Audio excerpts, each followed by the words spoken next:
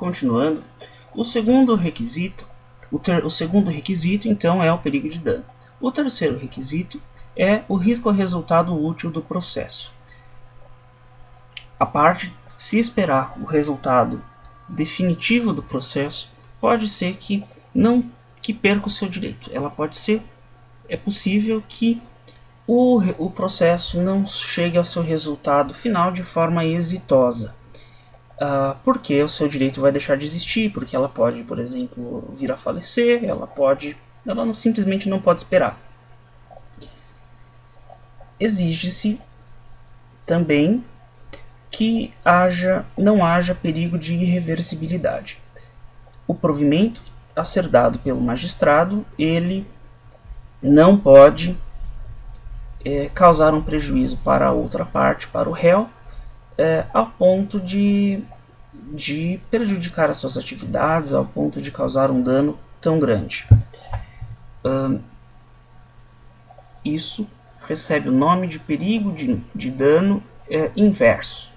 Quando o provimento concedido causar um dano à parte contrária, fala-se que houve um perigo de dano inverso, que deve ser também evitado.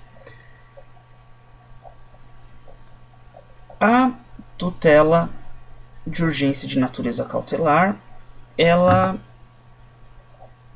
por seu turno, ela é concedida de forma indireta ao direito. Ela não confere o próprio direito, mas ela confere apenas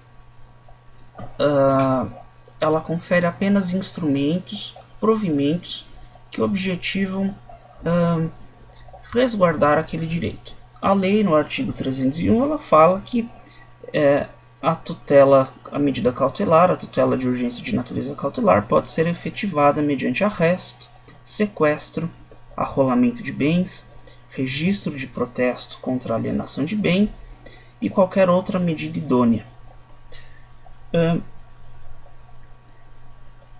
Algumas coisas que se impõem aqui. Algumas especificidades que se impõem. A parte contrária, a parte contra quem foi postulada a tutela de urgência, ela pode requerer que seja prestada uma caução. Ela pode requerer que seja prestado uma garantia contra os prejuízos que ela venha a sofrer caso no futuro aquele provimento não seja mantido.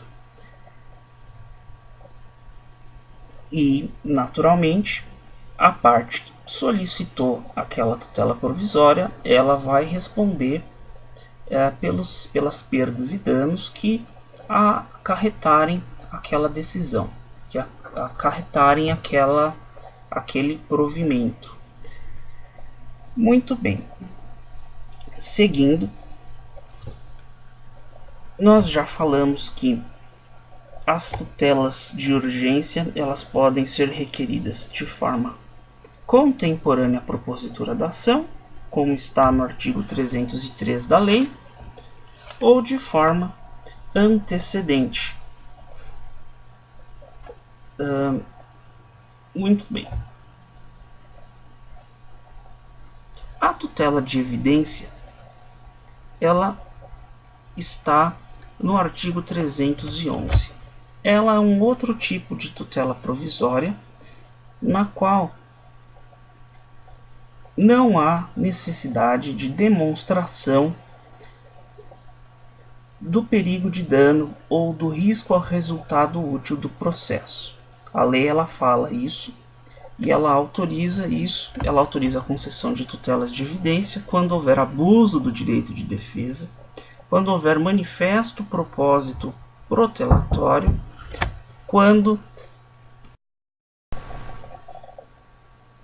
Continuando, as tutelas de evidência, então, elas independem da demonstração de perigo de dano ou de risco ao resultado útil do processo.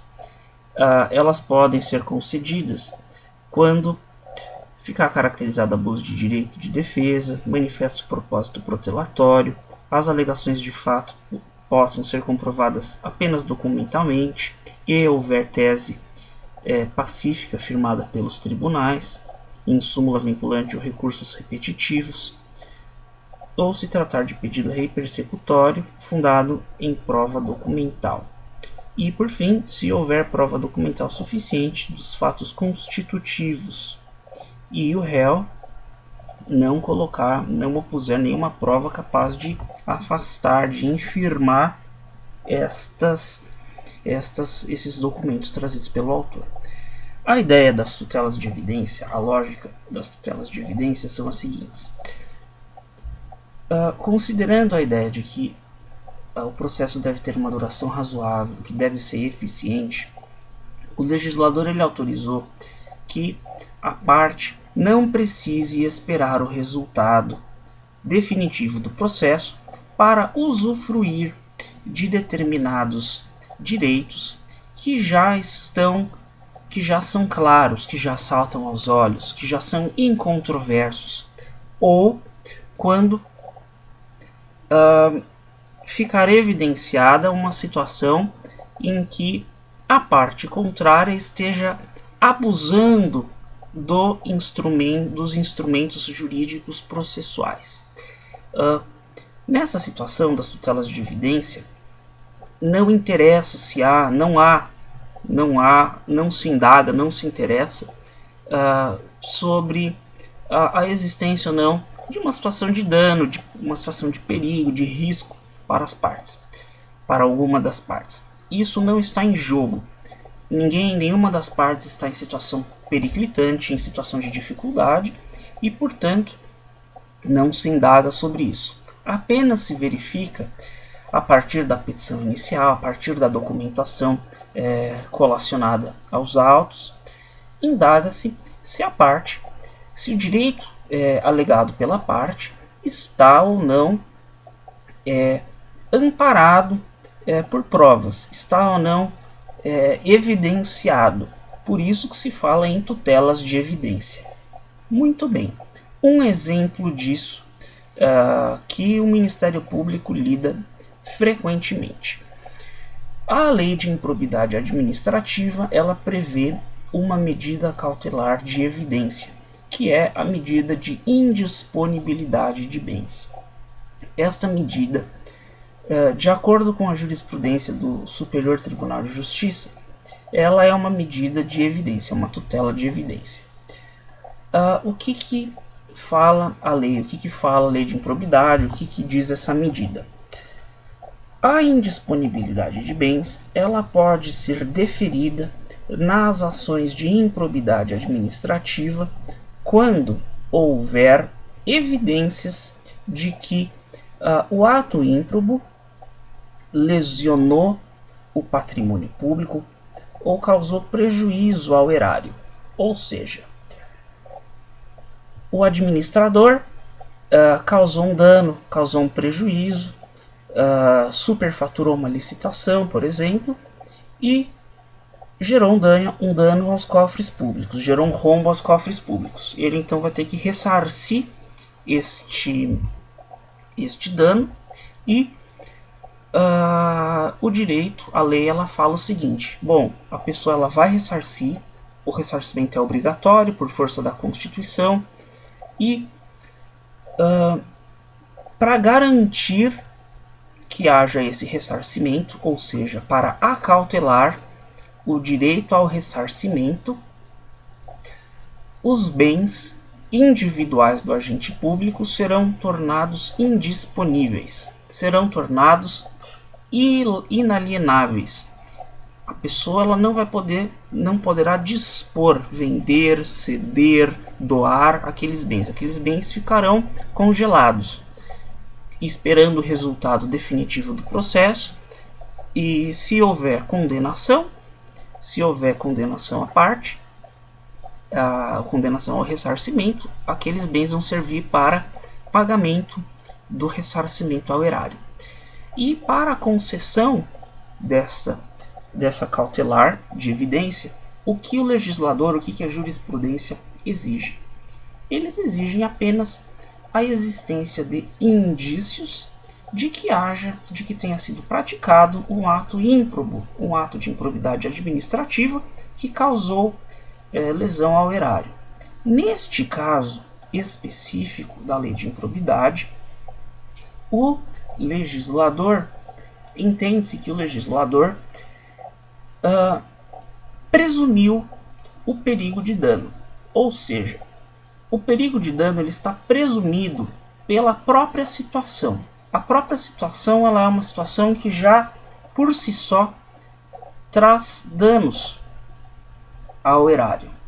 Então, é uma situação já periclitante por si só. E por conta disso, não se exige a demonstração do perigo para a concessão dessa medida. Bastam indícios de que houve de que foi praticado um ato de improbidade para então se autorizar o deferimento dessa medida, que é uma tutela de evidência. É uma tutela de evidência. Muito bem. Para finalizarmos este assunto, eu gostaria de tratar de dois assuntos bem específicos, que são os seguintes. As tutelas de urgência são tutelas que, como nós vimos, elas são necessárias para a proteção de determinados direitos individuais, de direitos subjetivos, em situação de risco, em situação de periclitância, em situação de perigo.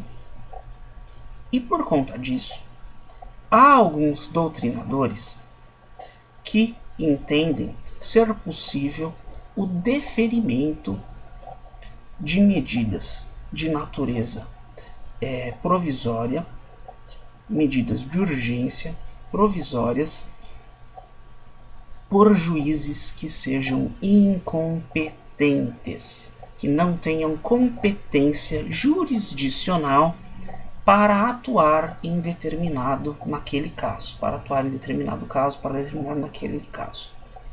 Efeitos práticos deste entendimento. Uma pessoa em situação de risco, em situação de perigo, ela pode pleitear para qualquer juiz, para um juiz do trabalho, para um juiz estadual, um juiz federal, um ministro, um desembargador. Não importa a competência, importa que ele seja investido de jurisdição. Ela pode pleitear para qualquer juiz investido de jurisdição uma medida protetiva, uma medida provisória, uma tutela provisória de urgência. É algo bastante controvertido e é algo que não está na maior parte dos livros, mas é algo que nós devemos refletir sobre a possibilidade disso ou não. Muito bem. O segundo ponto que eu quero deixar aqui em aberto é o seguinte. O novo Código de Processo Civil, ele prevê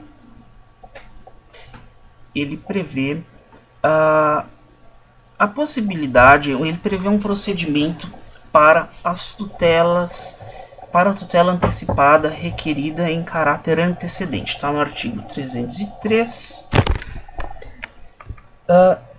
e 304. Nesse procedimento, é um procedimento novo, que não constava do código anterior. Nesse procedimento, a parte ela pode entrar com uma ação exclusivamente pedindo a tutela antecipada. Você não ingressa com a petição inicial já completa. Você ingressa apenas com um pedido de tutela antecipada.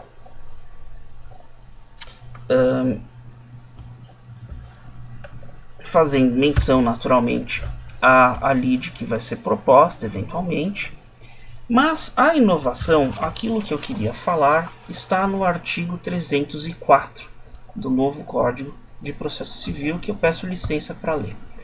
A tutela antecipada concedida nos termos do artigo 303 torna-se, e atenção para essa palavra, torna-se estável se da decisão que a conceder não for interposto o respectivo recurso. E o parágrafo 5º desse artigo diz ainda o seguinte: o direito de rever, reformar ou invalidar a tutela antecipada, previsto no parágrafo 2º deste artigo, extingue-se após 2 anos, contados da ciência da decisão que extinguiu o processo, nos termos do parágrafo 1º. Muito bem, a ideia é a seguinte: a tutela antecipada foi postulada.